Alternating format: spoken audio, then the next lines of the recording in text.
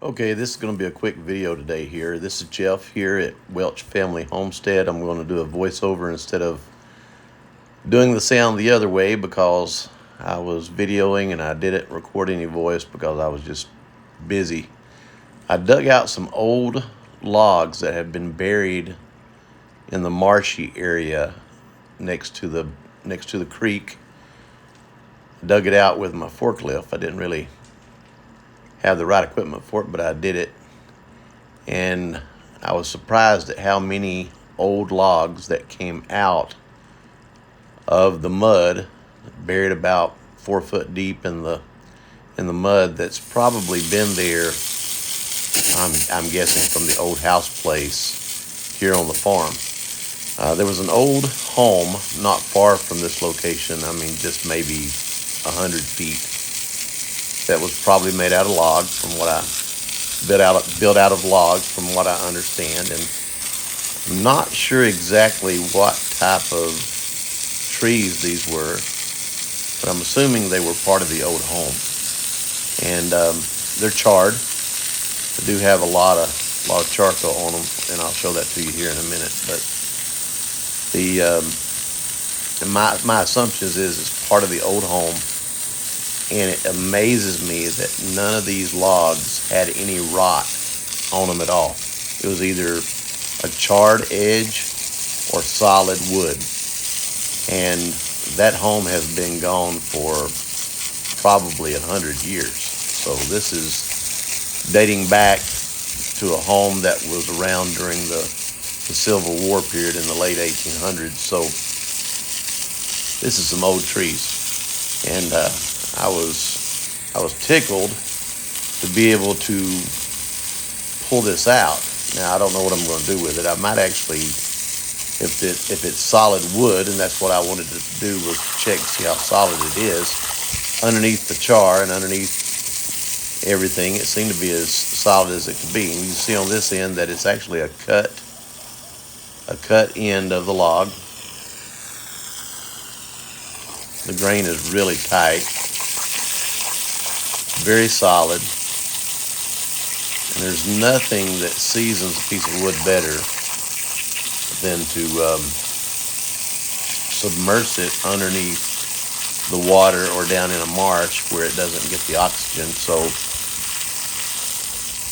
I'm expecting some good pieces of material out of this. Not a lot of material, just some small boards, but I'm excited about what I can actually make out of it. Maybe a coffee table, or maybe an end table, or who knows. If between this log and some of the other logs, if I have enough material, I might even make an entry door from the material, and that would be amazing. Anyway, I'm going to make something out of it, but I'm washing the mud off of it right now. That's what you're seeing with me at the garden hose. I have the log laying on the forklift of the John Deere tractor, and I'm just spraying the mud off from where it was buried down about 4 foot in the bog next to the creek. And even the charcoal areas, the areas where it was charred from maybe the house burned down, or maybe when the house fell down or fell apart, someone maybe tried to burn it or what have you. But again, this house has been gone from my property for probably at least 100, 120 years. It's been gone. So this is definitely some old material. I'm not sure what species it is. I actually think, from it being as preserved as it is, I'm guessing it could be old American chestnut, which we call wormy chestnut. It stands up against the weather really well, and it's very, very rot resistant. But this being buried down in the bog, it could be anything. It could have been oak. It could be hickory. It could be many different types of species, but it's definitely a hardwood. It's not a softwood like a pine or a hemlock. It's definitely a hardwood. My guess is that it's either white oak or it's American chestnut. wormy chestnut. That's my guess. I'll know when I cut into it and be able to see more of the interior of the grains and the colors and the textures of the wood. But from my assumptions, it's either white oak or it's American chestnut. Now, what I did to get a little bit of a curiosity satisfied, I took my axe and actually hewed a little bit on the side of the one end, not the end that is cut here, but the other end that is mostly just a charred end. I thought, well, I'm just going to cut into it to see how solid it is, and it was solid all the way out to the outside edges. It was not doty. We use the word doty. It wasn't soft. Even on the outside edges, it's as solid as a rock, and it's very, very, very dense. Very dense. I'm going to count the rings on the other end just to see how many years old that I can estimate this tree to have been when it was cut down. But I would most likely guess this tree was around when the United States was not even the U.S.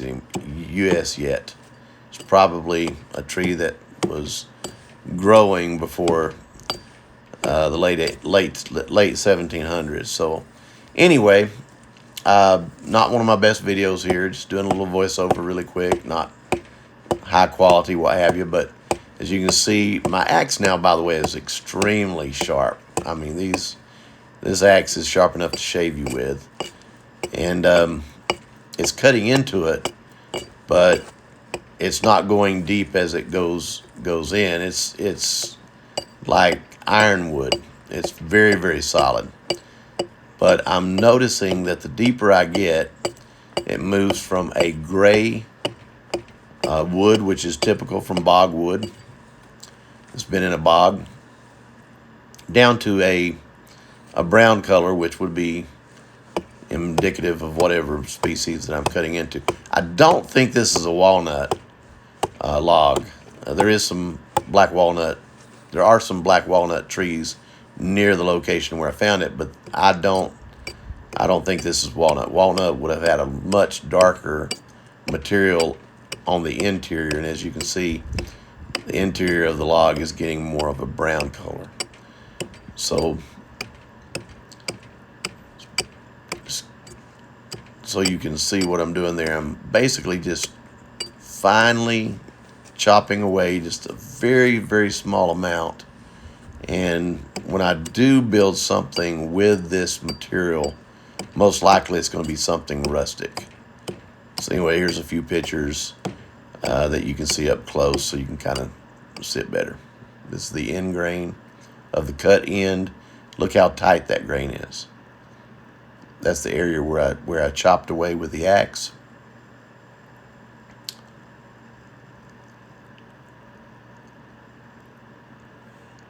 That's where it was charred. And there's the whole log. It's about an 8-foot long log here.